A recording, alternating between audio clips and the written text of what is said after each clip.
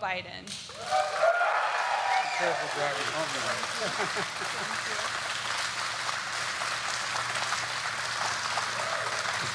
Thank you very, very much.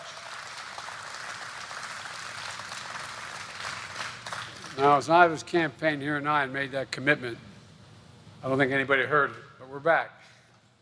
We're back. And my name is Joe Biden. I work for Congresswoman Axne. There she is. I learned a long time ago when she says, I just say yes. I say yes right off the bat. I tell you what, she is one hell of a champion for you. I mean it. I mean it. You ask anyone, if you ever come to Washington, walk into the Congress, say, you know anybody from Iowa? The first thing they'll say, they'll mention her name. Anyway, she said, thank you. Thank you for your friendship.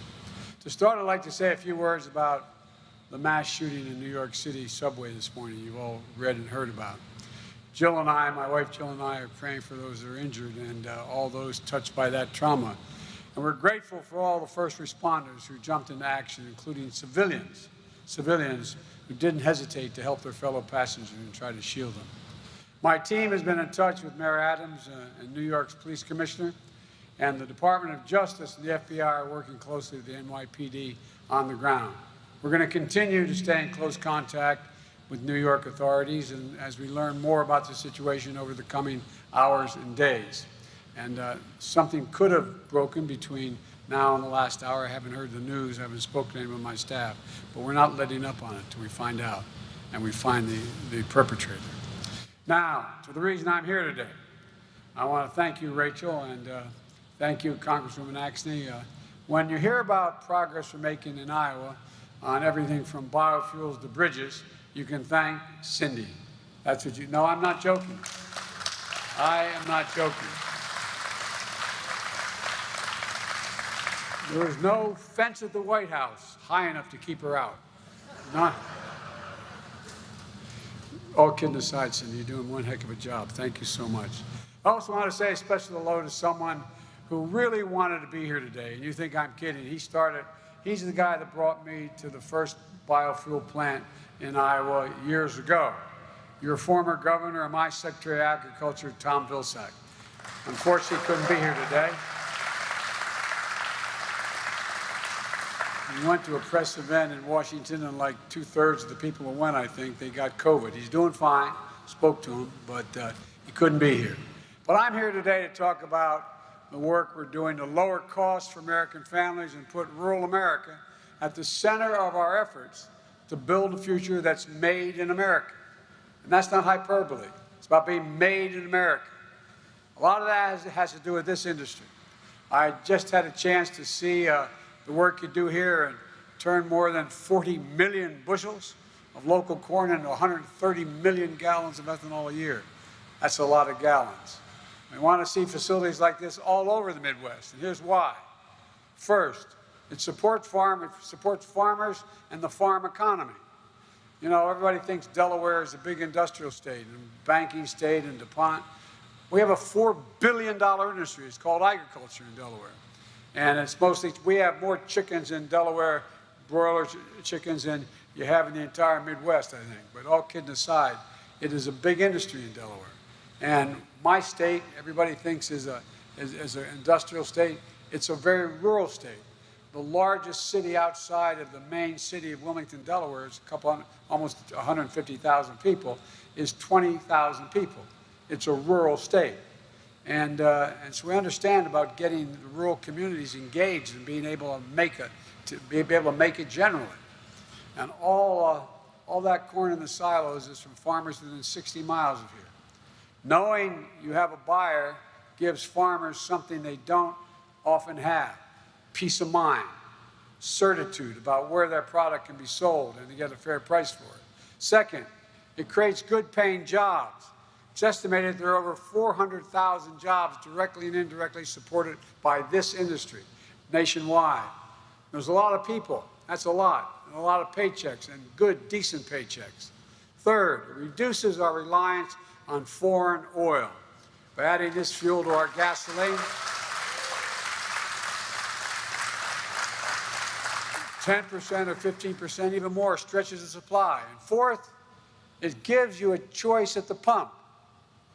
When you have a choice, you have competition. When you have competition, you have better prices. And in addition to all that, you get less harm to the environment, lower greenhouse gas emissions, and you get even byproducts like grain here, which goes into animal feed and which helps cattle producers and lowers their cost. This is an industry with a tremendous future. I've set a goal of zero carbon for aviation sector, for example, by 2050. I've spoken with the leading heads of all major airlines. It's going to require billions of gallons of sustainable aviation fuel. And you simply can't get to net zero by 2050 without biofuels. Aviation.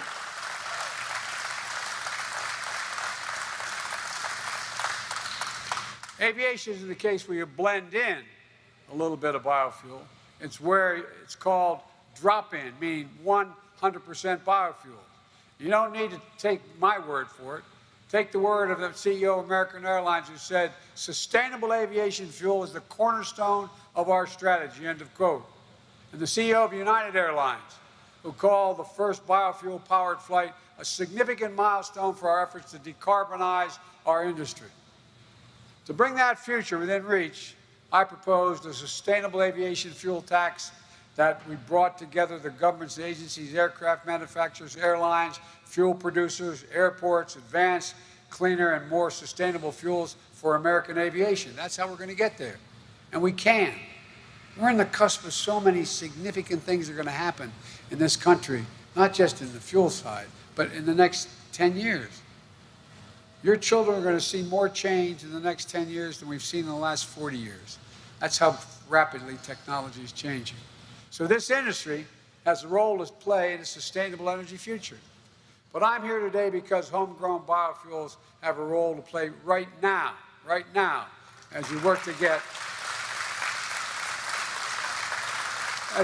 get prices under control and reduce the costs for families. Look, I grew up in a family, not a joke, where if the price of a gallon of gasoline went up, it was a conversation at our kitchen table. It mattered.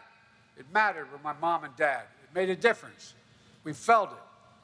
Putin's invasion of Ukraine has driven up gas prices and food prices all over the world. The two largest grain producers in the world, Ukraine and Russia, are not doing what they usually do, so everything's going up. We saw today's inflation data. 70% of the increase in prices in March came from Putin's price hike in gasoline. We need to address this challenge with an urgency that demands. That's why I've called on Congress to move immediately to lower the cost of families' utility bills, prescription drug bills, and more, while lowering the deficit to reduce inflationary pressures. And that's what we've done. We lowered the deficit by $300 billion so far. And it's expected. So, folks, we can do these things without raising a penny in tax on anybody in this hall.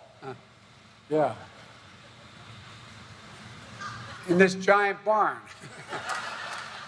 Look, it's going to make a big difference for families. You know, and it's the most impactful way that Congress can address inflation right now. But even as we work with Congress, I'm not going to wait to take action to help American families.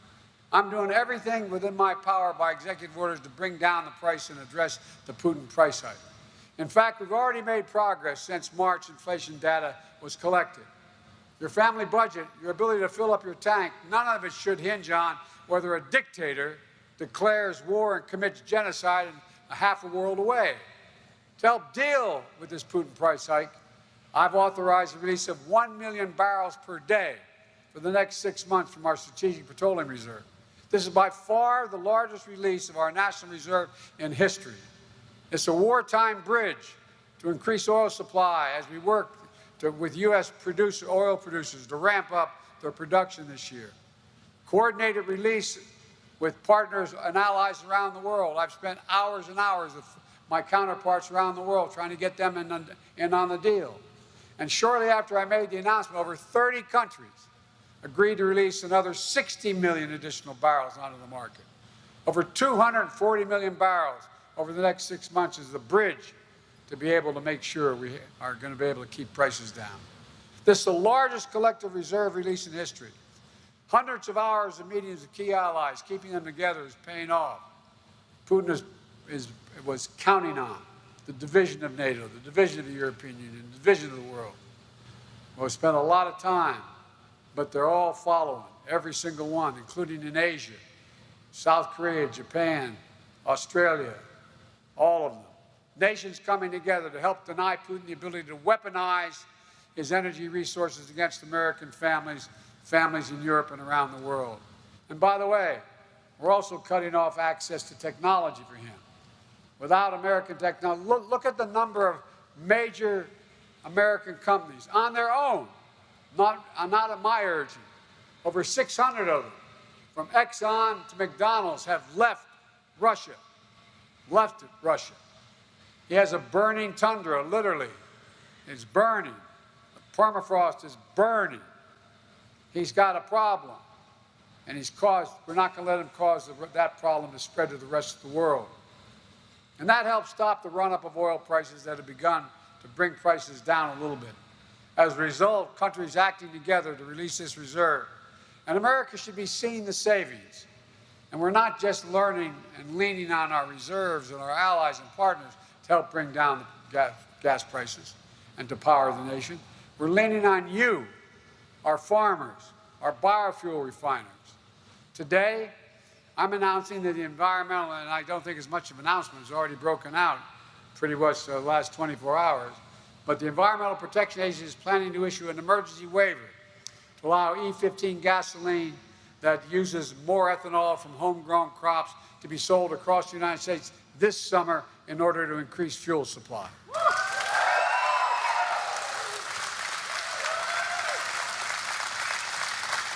And folks,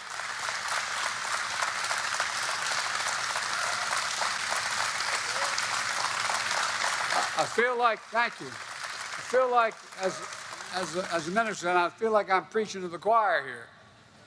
But here's what it means. E15 is about 10 cents a gallon cheaper than E10. And some gas stations offer an even bigger discount than that. But many of the gas stations that sell it here in Iowa, Illinois, Minnesota, Wisconsin, Pennsylvania are required to stop selling in the summer. But with this waiver, on June 1, you're not going to show up at your local gas station and see a bag over the pump that has the cheapest gas. You're going to be able to keep filling up with E15, and it's going to solve the whole problem.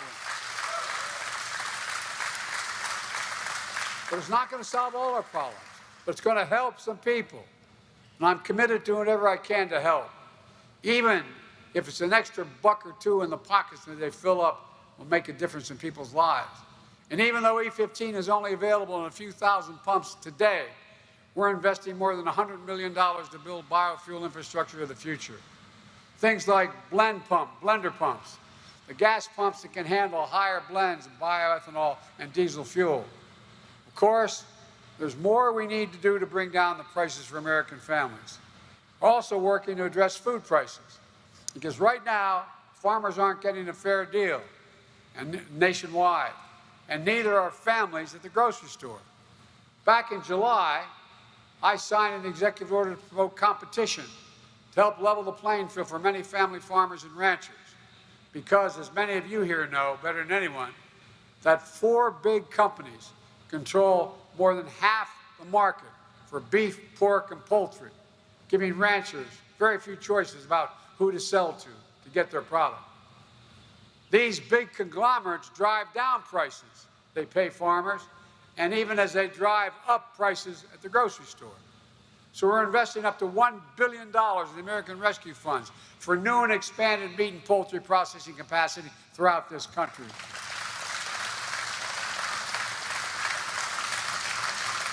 And this is something I've talked about with Brent Johnson, who is here today. We're going to invest in innovative new products and processors, small businesses, independent businesses, the lifeblood of our economy.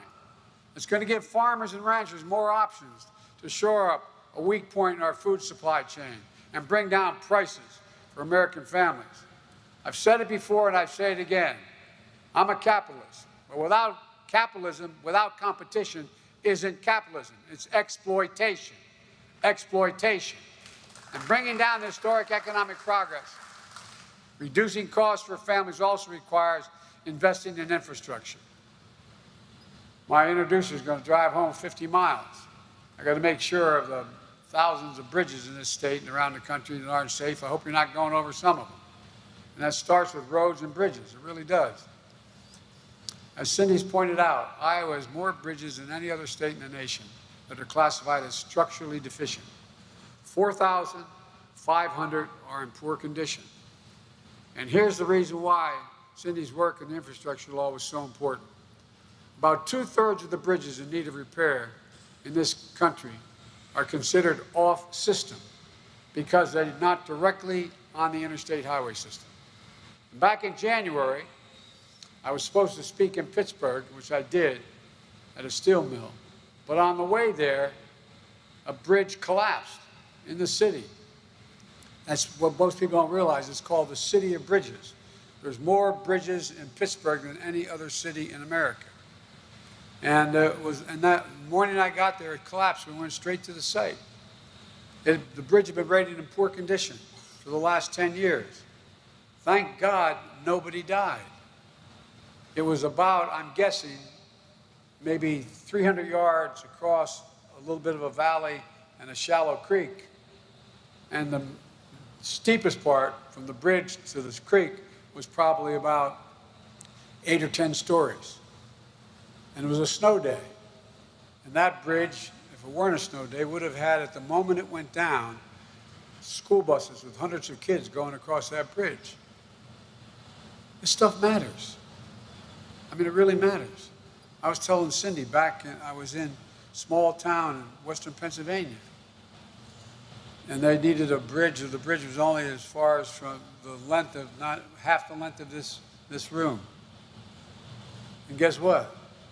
The fire station was on one side and the town was on the other. But because they couldn't take the fire trucks across that bridge because they were afraid it would collapse, they had to go, if I'm not mistaken, either 10 or 11 miles, 5.5 miles up and 5.5 miles back to get there. And they had a fire, and they couldn't get there in time. Just because they could see it. It was literally maybe 500 yards away, and they couldn't do anything about it. These bridges are essential for small towns in my state and yours towns and rural areas, for farmers to get their products to market, for small businesses to be able to serve their customers. These are bridges that, when they're closed, shifts off delivery and routes to schools and routes home. It takes a lot longer. They create longer delays for first responders when every second counts. And you all, Cindy can cite it for you, the statistics are, you get in an accident in a rural area, you have about a 40% greater chance of dying than you do if it happens in the city. It just simply takes longer to get to the hospital, longer to get to the dock.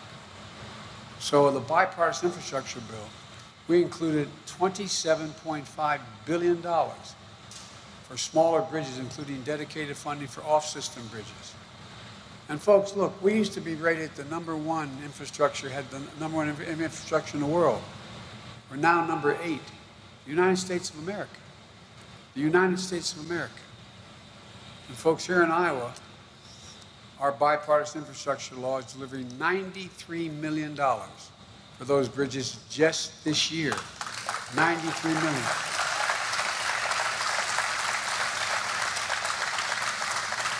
And at least $14 million for off-system bridges this year. Look, this investment is going to help connect entire towns and regions and new opportunities. We've gone from waiting for Infrastructure Week, now you got infrastructure decade, 10 years. 10 years. And we owe it to you, Cindy. Look, it's going to help workers get jobs, good paying jobs, products get to market, reduce costs for families. With this investment, we're sending a message to America's small communities and the people who call you home, this home. You matter. You matter. We see you. Not a joke. And we're building back with you. We're making sure you're not left out or left behind. We're also investing in universal, affordable, high-speed internet. I was surprised at this number, I have to tell you. 16% of Iowa households don't have an internet subscription. In some places, there's no high-speed internet infrastructure at all. Zero in this state. And the law will make high-speed internet affordable and available everywhere in Iowa. And think of what that will make possible, from telemedicine to precision agriculture to small businesses that want to be able to sell in bigger markets. In the 21st century in America, no parent ever should have to pull into McDonald's or a fast food chain to literally hook up to the internet in their car so their kid could do their homework over online. Think about that. The United States of America. We're the guys that came up with all this stuff.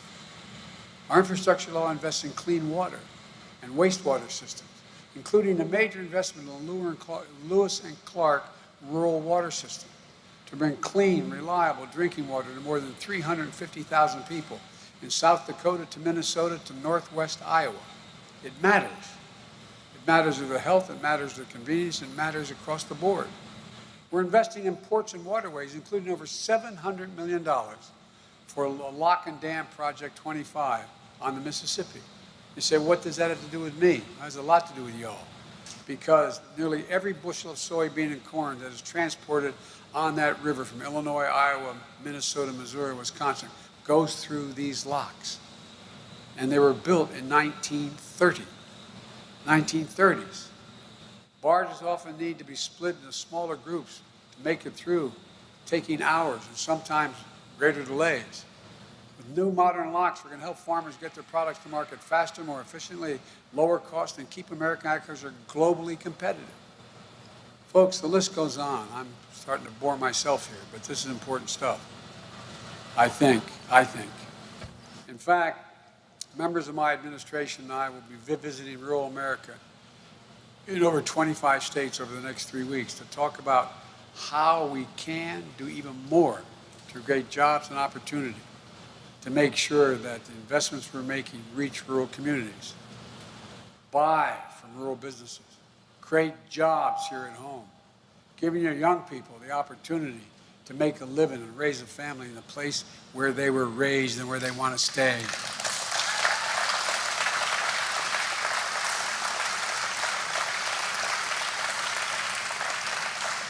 I won't ask the people, I know no woman is over 50 years of age here, but the men are over 50.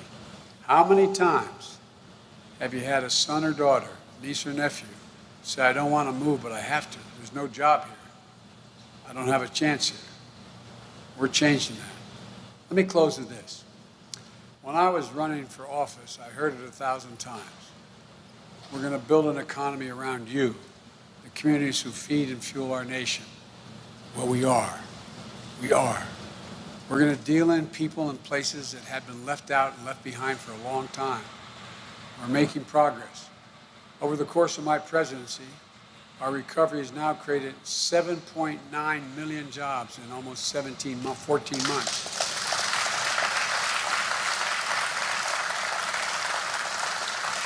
More jobs created over the first 14 months of any president in American history.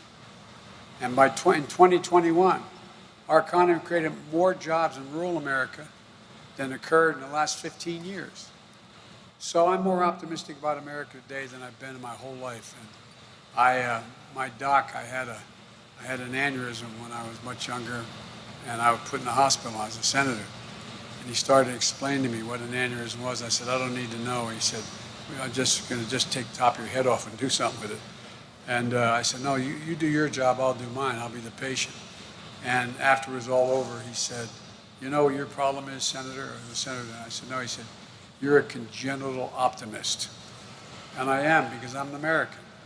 That's why I'm optimistic, because I see a future that's within our grasp, no hyperbole. We're the only nation on earth. This is not pure chauvinism, this is truth. We're the only nation on earth, if you think about it, that's come out of every major crisis stronger than when we went in. We just didn't build back to where we were, we came out stronger. Stronger, literally, every major crisis. We turned into an opportunity. That's exactly what we're going to do today. With all of you, I can't thank you enough for all the work you put in, all the faith you have in your state, your community, your country. And I just want to say, God bless you all. And every time I walk out of my Grandpa Finnegan's house up in Scranton, which died when Cole died, it's coming back. Every time you'd walk out the door and he'd yell, Joey, keep the faith. And then one of my grandmother or my aunt would yell, no, Joey, spread it. Let's go spread the faith. Thank you very much. Thank you, thank